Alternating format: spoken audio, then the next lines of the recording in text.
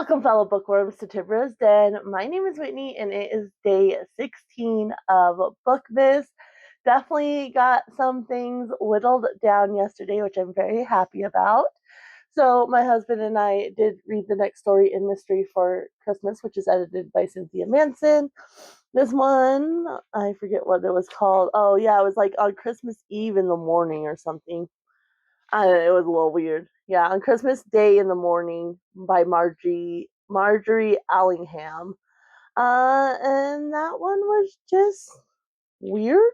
Um, it was fine. It was definitely a mystery, which is nice, and some of them haven't really given those vibes. But basically, you have this person, and he's basically a victim of a hit and run. And he dies. He's like a postman.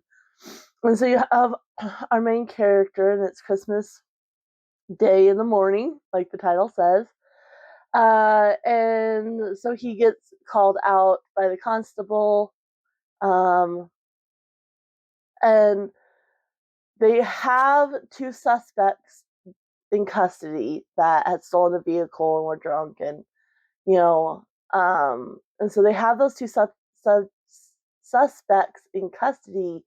But the doctor said that there's no way he would have been injured at a certain spot. There was a house that is very hard to get to. And so there's no way he would have been able to get to that house.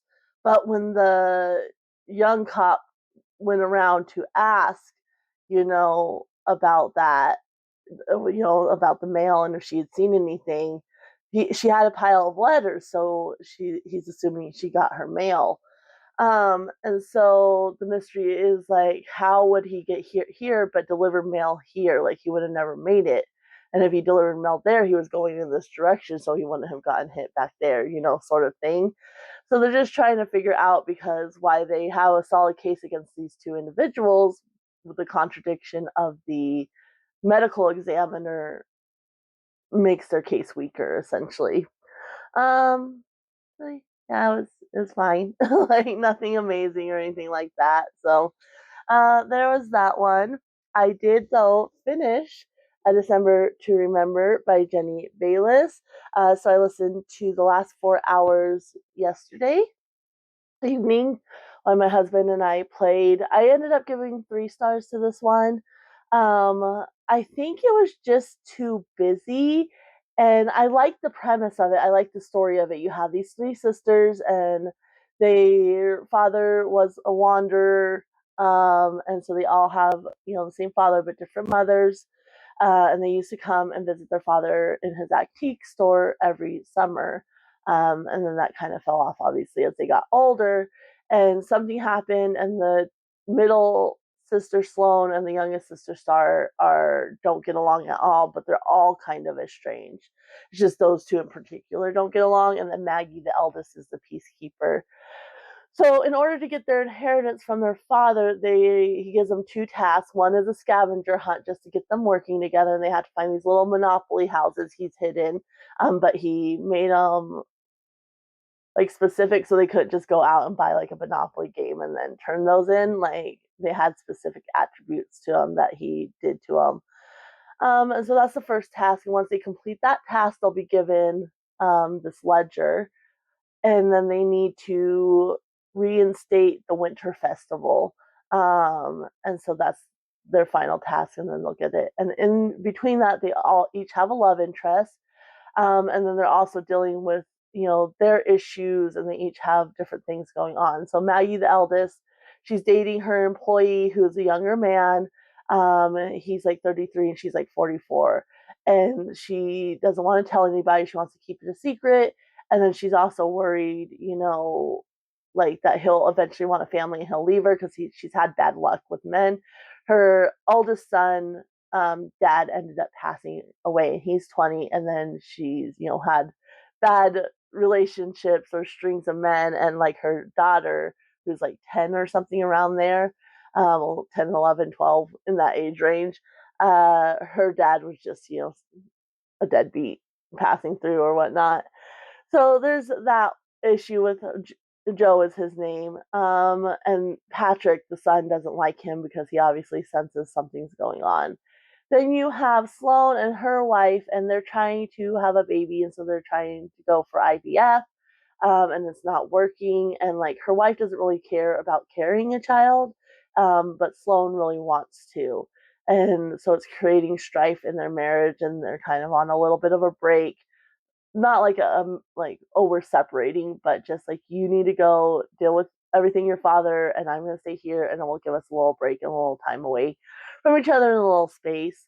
And so she's going through that, and then you have Star, who is the youngest, and she has an ex-boyfriend, which is the cause of the issues between her and Sloane, who keeps excuse me, sorry, who keeps coming around and causing issues for her. So, oh, and Maggie's getting evicted, and then Star was evicted because of her ex-boyfriend from a different place.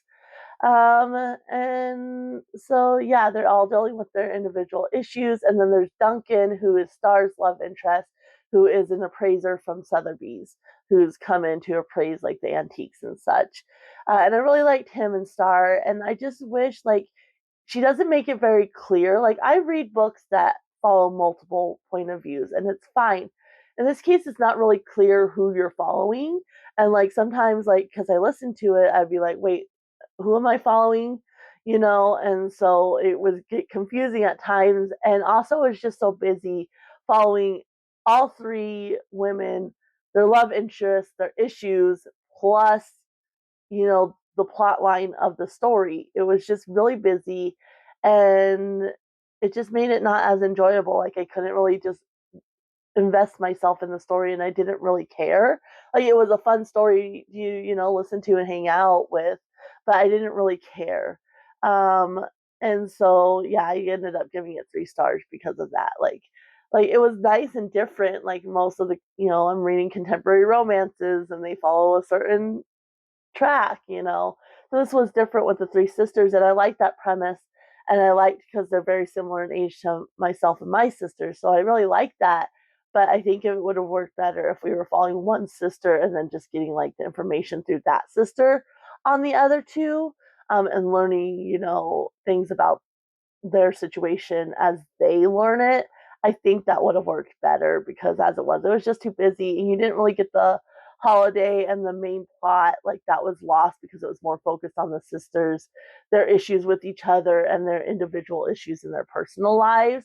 And it wasn't as focused on the romance, and it wasn't as focused on the plot line and the holiday aspect. So that's kind of where we're at with that one, but it can go away because I finished it. So it's going in the line. Midnight at the Christmas Bookshop. I did not get any more read in this one. I was too tired by the time I was around to getting it. We're 76 pages in, and I'm not too terribly fussed. It's an easy read. I'm still confused as far as what's going on. And so that was part of it too. I didn't really want to pick it up that late because I'm like, really? And so this one, I will hopefully, fingers crossed, continue and make good progress in today. I'm not expecting to finish this one today, but I'm hoping to make progress in it. I did get into Train Tracks by Michael Savage. So this one, I had read 10 pages yesterday, but I didn't really retain that. I didn't go back and reread the introduction, because I did remember that, but I didn't remember like that first chapter. It's not really chapters because it's not a story, but it's more like small, like, I wouldn't even call them essays, like maybe essays, but they're just like small random memories. I DNF this at page 49. Excuse me. Yeah. One, family stories for the holidays. No, it's not. False advertising. That is not what this is. And I found a different review that was also a 1 star review. And it said the same thing. Like, one, it has nothing to do with the holidays. Two, I definitely wouldn't read this with my family, like, because of the content matter. So it's just very random and rambly, which isn't my favorite thing, but fine. It was really easy to read because the chapters are like super short, and just random thoughts. But like, one was like, I like about food and how he never was a rice guy. Now he is Chinese, Chinese, Japanese, Chinese. Like, I'm just like, what? Like, what is even the point of that? He uses the derogatory term for gay men, because one of the ladies, because he works like, I don't even know what it is, like a basement, but it has like different shops in it. And he works down there, and one of the ladies is like, "Don't be a teddy," and he thought she was calling him the F word for a gay man, and then he realized it was, the overly masculine, and he thought she was calling him feminine. And then like he has, I don't even know what the relation of this guy is. Another guy in that building, but he would used to give women, beat up women dresses, but he would take advantage of them in his little thing, and he would watch, and then where I DNF'd it, it was talking about this, let's see here, Ethel with the big breasts, or as they call them, bosoms. Like, and that was one of the lesser offensive descriptions. Yeah, just very derogatory. Doesn't seem to have an issue with violence because he's talking about this one guy who's basically sounded like mobsters, who would beat up this other guy and smash his head in. But the way he says it's like that, there's not a problem with that. Um, I get the references to trains and train tracks because it's on the cover, but he also has a thing about boats and guns and cars, and like those were thrown in there. And yeah, it was just random rambling, and the derogatory nature of this, and it is definitely political leaning as well, which I think he is, like, he's a radio show host somewhere, and I think that like that is part of it, so that makes sense for him. But yeah, not a fan of this one, that's for sure. And it definitely has nothing to do with the holidays. So I DNF this, and good riddance as far as I can say. I did not unfortunately get to a Snow Angel last night. I am confident I can read and finish this today though, because it is shorter. It's only 200, and like 70 something pages. So 79, 279, but it's obviously smaller in format as well. And generally, a lot of times, like, they don't have the break in chapter tends to have like pages as well. So I think I'm going to be able to read and finish this one today. So there's that. But I did read yesterday's pick, which is Gideon's Gift by Karen Kingsbury, and I only gave this one 2 stars. Now, this is a Christian author, and I've read one book from her before. In this case, I don't know if it had been better developed, if it wouldn't have rubbed me the wrong way as much, or if we were focused on either Gideon or Earl and not both of them, maybe it wouldn't have rubbed me the wrong way as much.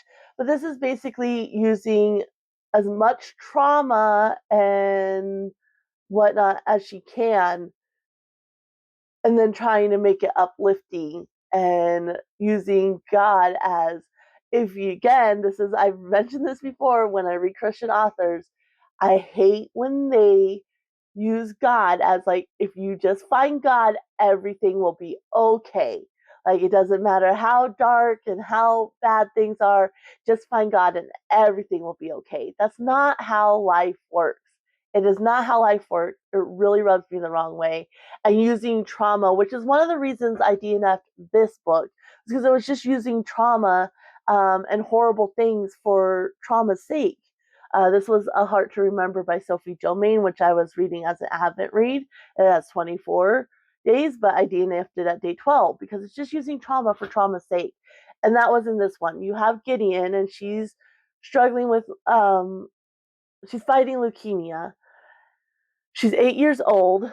And so in the beginning, like, her parents are stressed. They don't have a lot of money. All their extra money is going to medical bills. And so they're waiting on her latest rounds of tests, and her dad's like, "What's your perfect Christmas?" And she's like, "We'd have a real tree decorated with a star that reaches the ceiling, and Dustin, her little brother, would get a fire truck, and I get a brand new dolly." Um, and so then they get the good news she's in remission. And this is like, I don't know, not very long before Christmas. And so she gets the good news that she's in remission, and they prayed on it, and it's a miracle. Um, and so as a family, they do acts of service, and so she wanted to go serve dinner at this mission because they were going to do that, but then she got sick and they weren't ever able to. And so she's like, now that I'm feeling better, like I want to do that. And so they agree. Well, there's this old man Earl there, and obviously he lives on the streets. And he lost his wife and daughter like 5 years ago, but in the synopsis on Goodreads it says 10 years ago, so I'm not really sure where that mix up got happened. But yeah, it was 5 years ago, and he lost his wife and daughter, and now he's living on the streets. And he has these red gloves, which are from, they used to give handmade gifts, and these red gloves were like the last gift that he got. And so he has them, they end up getting stolen. And so he is very like, leave me alone. I don't want to deal with anybody.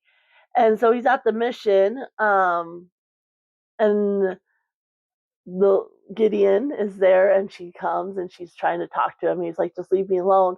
His red gloves get stolen. Well, she ends up coming back and she gives him the present, and he like yells at her, like, I said, leave me alone. I hate Christmas. Leave me alone. So she's all upset, and it's like, and her dad's getting mad, and it's like, well, come on. You have her letting her deal with a grumpy old man. Like, anyway, let's just table their parenting for a second. And so she's upset, and he ends up taking the present, but he doesn't open it. And he's on the street, and he keeps thinking about throwing it away, and something he just doesn't. Well, he opens it, excuse me, and there are a pair of red gloves exactly like the ones that got stolen, that were handmade, only they don't have his wife's initials, but Gideon Stitch believe. And it's like, Christmas miracles can happen if you just believe. So anyway, and in that moment, like a switch, he suddenly believes in God, and everything's gonna be okay now. And it's like his wife, who believed, couldn't get him to go to church or anything like that, and he's just gonna suddenly switch. Like, I could see that being the pivoting point and the turning point for him, but he's not just gonna automatically switch and then have no doubts or anything like that. And so that really got under my skin. Like, I hate when Christian authors do that. And then you learn about how his family died, and like, it's just so much trauma, and it's just done for the sake of trauma. And like I said, if Baby had focused on Gideon, and then you get his backstory secondhand, and so you're not as like in it with him, it would have been different. Or if you were focused on him and not as in it with them, and it's like, you have her struggling, they don't have money, they can't give him a good Christmas, and then you have him living on the streets, and his loss of his family, and it's just a lot of trauma in such a short book. It was like, what, 143 pages, and it just felt like it was done for the sake of it, and then to have these uplifting moments because of the trauma. And it's like, to me, it dishonors people who are really struggling with those things. And Earl wanted to himself, but he didn't because of this. And then, he was just gonna, after he lost the gloves, he was just gonna let himself go. um and yeah, it's just like, I hate when they do that, because it's like, it dishonors real people who are going through similar situations. Like, if you're gonna use those, don't use them as trauma fodder. Just use it and develop it and honor, like, tell the story in a way that isn't just like, oh, well, what else can we throw in here? And so 2 stars for me. Was not a fan of that one. So yeah, that brings us to where we're at today. So, of course, my husband and I will read the next section of Christmas Eve Love Story by Ginny Baird. We're reading these on even days, and I think I already figured out the next section's like 29 pages, so not terribly long. So we will be reading that today. And of course, we have our next book. It is a hardback. I'm going to say this one is probably a Mary Higgins Clark, is my guess. But let's go ahead and find out. I did tape this one pretty well, so see if I can get my finger. And I cut my nails, which always makes things harder for the first day after you do that. So let's see what we got in here. Yeah, I'm gonna guess Mary Higgins Clark because we haven't had another one of hers in a bit, and we've already had 2 Richard Paul Evans. So that's my guess. Okay, let's see what we got here.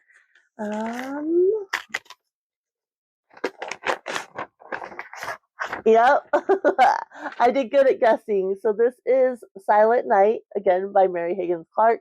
The other one was by both her and her daughter, where this one I think is just by her. So it says, in Silent Night, America's most beloved writer of suspense has crafted a very special story about the power of love and of a child's courage and faith. When her husband was diagnosed with leukemia, Catherine Dornan and their 2 young sons accompanied him to New York during the Christmas season for a life-saving operation.